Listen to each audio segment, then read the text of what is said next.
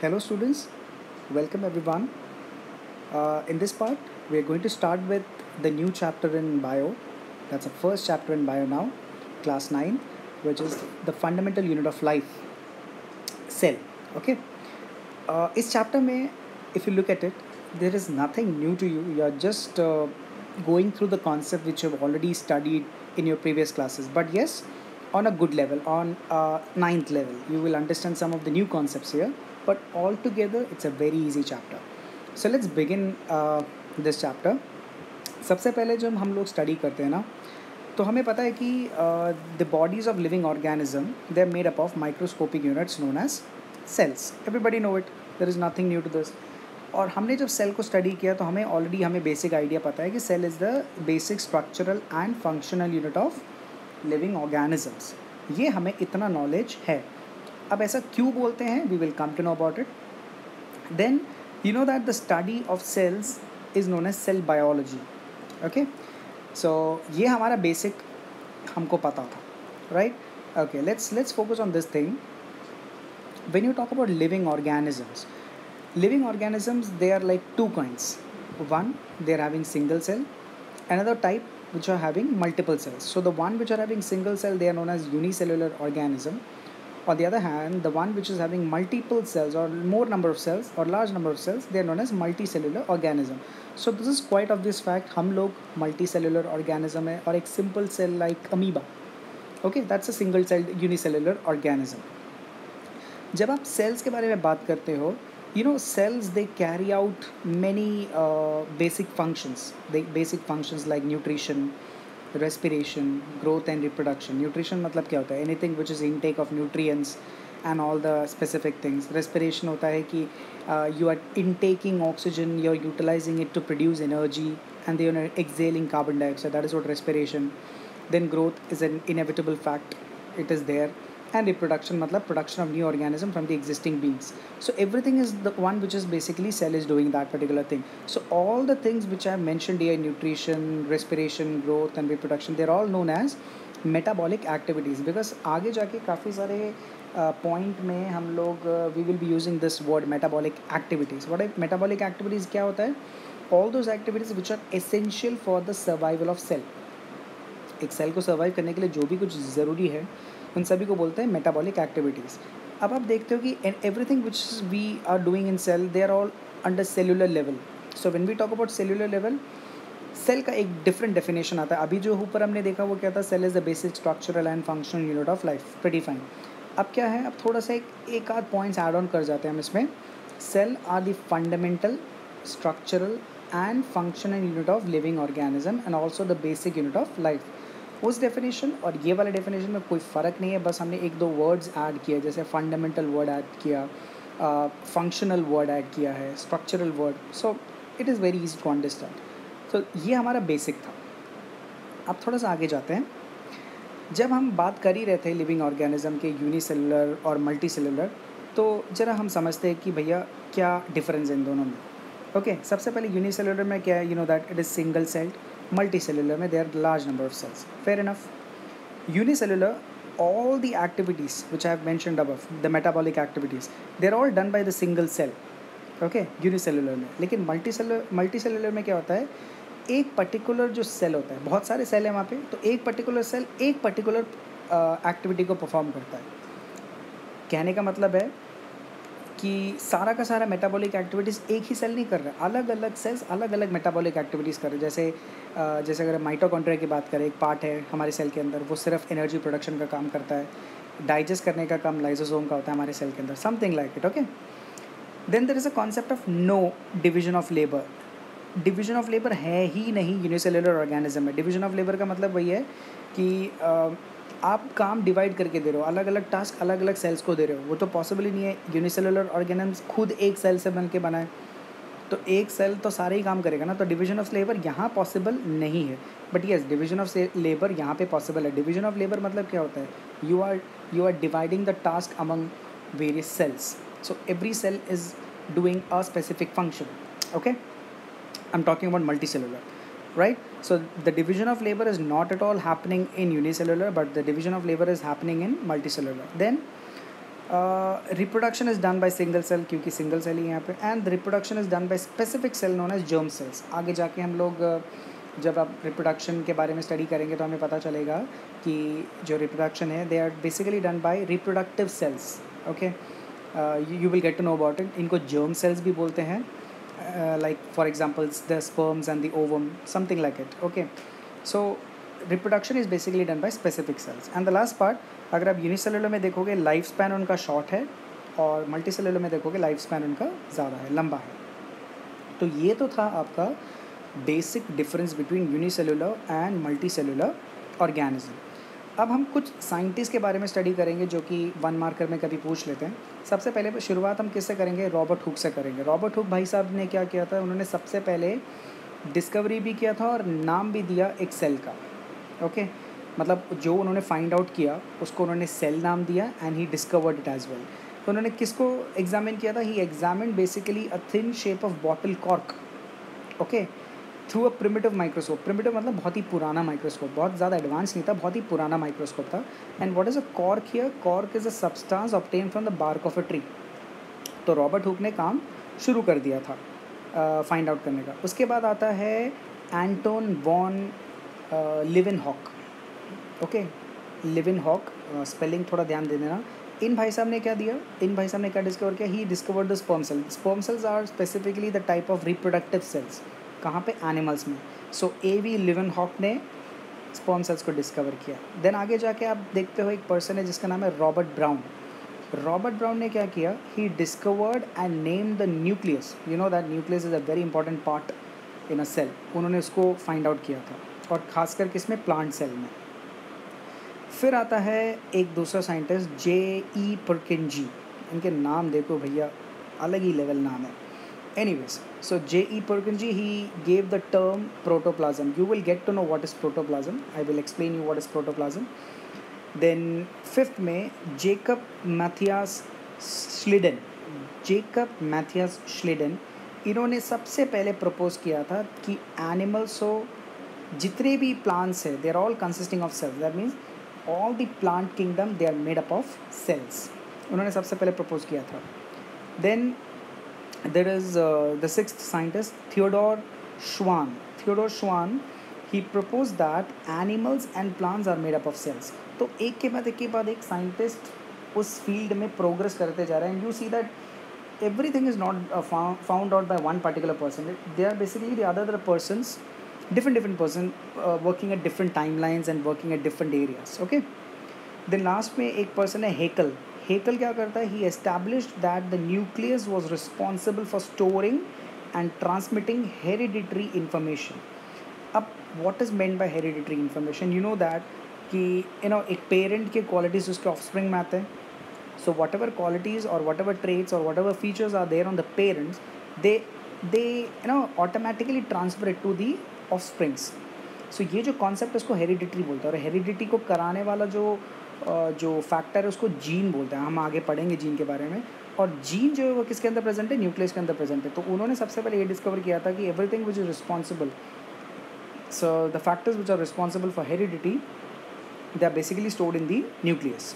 Okay, so इन सारे scientist लोगों ने मिलकर क्या किया? एक सेल थ्योरी निकाला.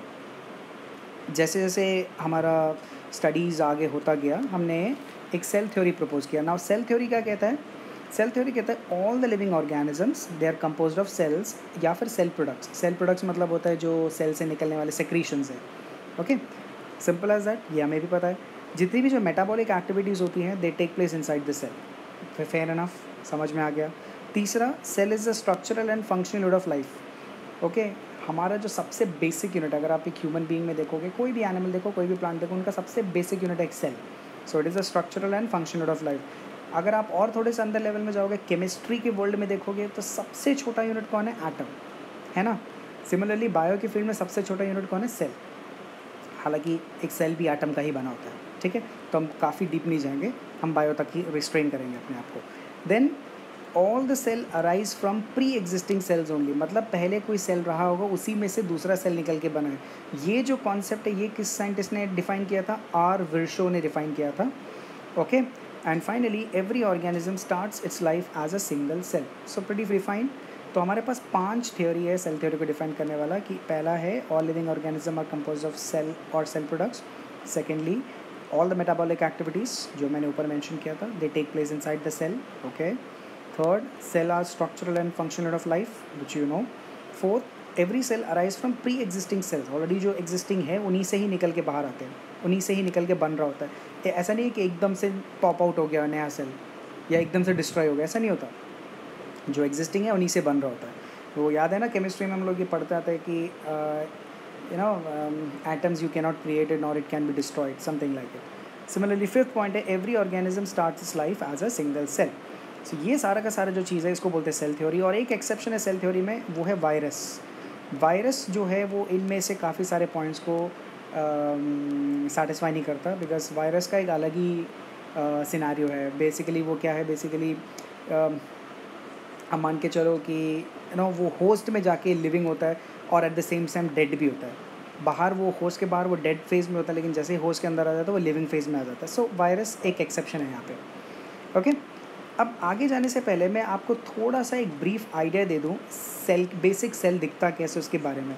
आपको पता है हम लोग जब सेल बनाते हैं ना, स्फेरिकल शेप बनाते हैं। यहाँ पे मैंने कुछ अभी मैंने लिखा नहीं है, जस्ट आपको एक्सप्लेन करने के लिए बता रखा है। जैसे मान लो ये स्फेरिकल बॉडी है, इसका जो पहला जो स्ट्रक्चर है, जो मैंने पहला पॉइंट आउट किया है, इसको बोलते हैं प्लाज्मा मेम्ब्रेन या फिर cell membrane. Okay, plasma membrane या फिर सेल मेम्ब्रेन, जो आउटर मोस्ट कवरिंग है एक सेल का, उसको प्लाज्मा मेम्ब्रेन या सेल मेम्ब्रेन बोलते हैं। Then the inner most covering, ये जो आपका जो ये वाला पार्ट है, इस वाले पार्ट को जो मेन कंट्रोल यूनिट होता है एक सेल का, इसको बोलते हैं न्यूक्लियस। ओके, और न्यूक्लियस और प्लाज्मा मेम्ब्रेन के बीच में जो ये पार्ट है जहाँ पे आपको बहुत सारे और कंपोनेंट्स मिलते हैं, इसको बोलते हैं हम साइटोप्लाज्म। तो बेसिकली एक स्ट्रक्चर, अगर आप एक सेल उठाओगे, उसके 3 बेसिक स्ट्रक्चर होता है, cell membrane, cytoplasm and nucleus. Okay, अब मैंने न्यूक्लियस को थोड़ा सा बड़ा मैग्नीफाई करके दिखाया है। अब न्यूक्लियस को जब आप मैग्नीफाई करते हो, जो न्यूक्लियस का जो बाहर का जो लेयर है ना, ओके, इसको बोलते हैं न्यूक्लियर मेम्ब्रेन। जैसे सेल मेम्ब्रेन था एक सेल के लिए, वैसे ही न्यूक्लियस के लिए न्यूक्लियर मेम्ब्रेन। Okay, right. अब न्यूक्लियस के अंदर एक और लेयर होता है, एक और लेयर नहीं, एक सेंटर होता है, ये जो मैंने ग्रीन से पोर्शन से डिफाइन किया है, इसको बोलते हैं न्यूक्लियोलस। ओके, जैसे सेल के बीच में न्यूक्लियस है, वैसे ही न्यूक्लियस के बीच में न्यूक्लियोलस है। देन न्यूक्लियोलस और न्यूक्लियर मेम्ब्रेन के बीच में आता है न्यूक्लियोप्लाज्म। सो 3 चीज़ों से मिलकर आपका न्यूक्लियस बना है, nuclear membrane, nucleoplasm and nucleolus. Okay, right.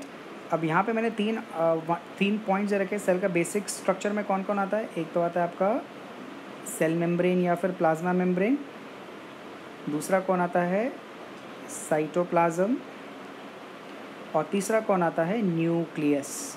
इन तीनों को मिलाकर बोला जाता है प्रोटोप्लाज्म। ओके, सो प्रोटोप्लाज्म का बेसिक डेफिनेशन क्या होता है, it is basically the living component of a cell. Okay, the living component of a cell is what known as a protoplasm. अब आपको एक ब्रीफ आइडिया मिल गया है। अब इन्हीं साइटोप्लाज्म, यहाँ पे जो साइटोप्लाज्म है ना, इसी साइटोप्लाज्म के अंदर आपको अलग अलग पार्ट्स नज़र आएंगे, माइटोकॉन्ड्रिया, राइबोसोम, लाइसोसोम, इन सारे पार्ट्स को बोलते हैं सेल ऑर्गेनेलीज। सो ज़रा उसके बारे में स्टडी करते हैं। ओके, सो सेल ऑर्गेनेलीज क्या होता है। Cell organelles are the components of cell which perform various functions. मैंने आपको बताया there is division of labour inside the cell.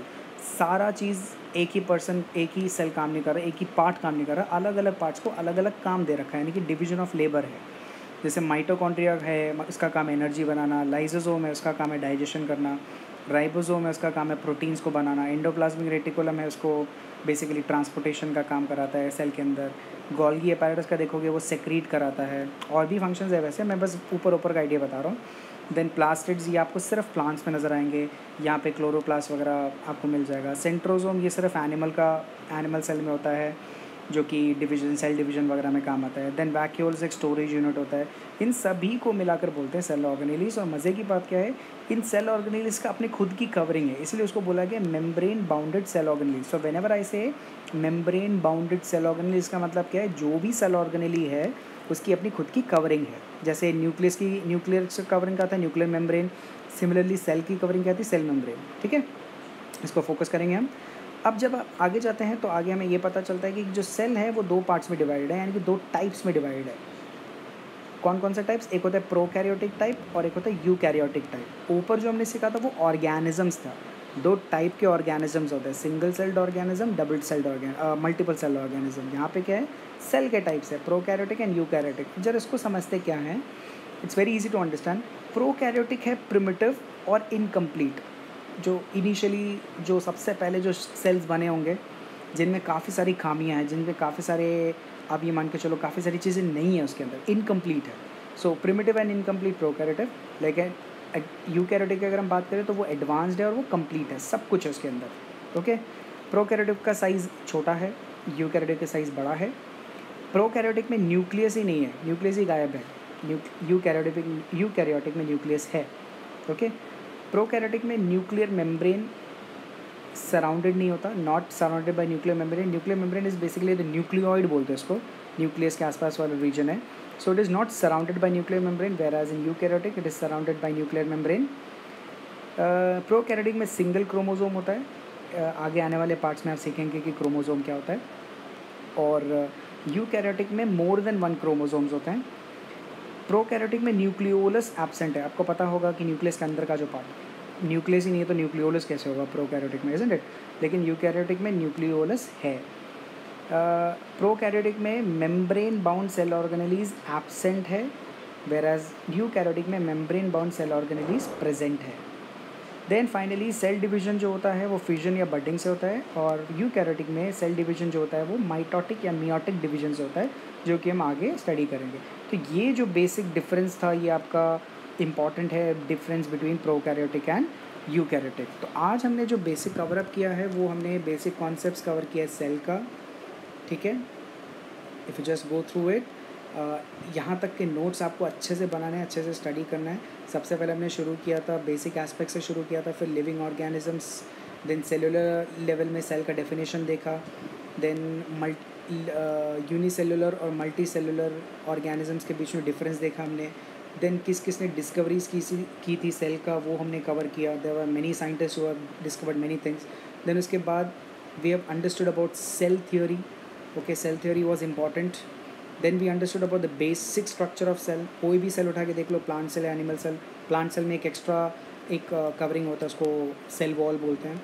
Basic structure देखा, सेल ऑर्गेनेलिस का बेसिक डेफिनेशन देखा, and then prokaryotic and eukaryotic देखा। तो आज वाले क्लास में हम सिर्फ इतना ही कवर अप करेंगे, लेकिन आने वाले क्लासेस में हम लोग इंडिविजुअल पार्ट्स को और डिटेल में स्टडी करेंगे। Okay, so I will wrap it up today now.